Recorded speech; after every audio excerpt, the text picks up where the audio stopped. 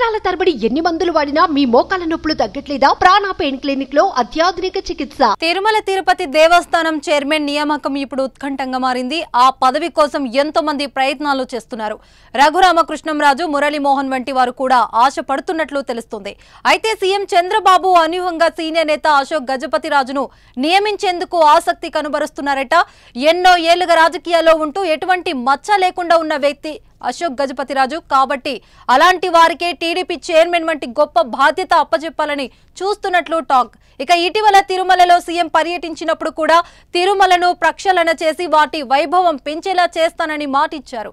అందుకు అనుగుణంగానే Ashok గజపతిరాజును TTD chairman గా నియమించబోతున్నట్లు తెలుస్తుంది. చూద్దాం మరి ఏం జరగబోతుందో.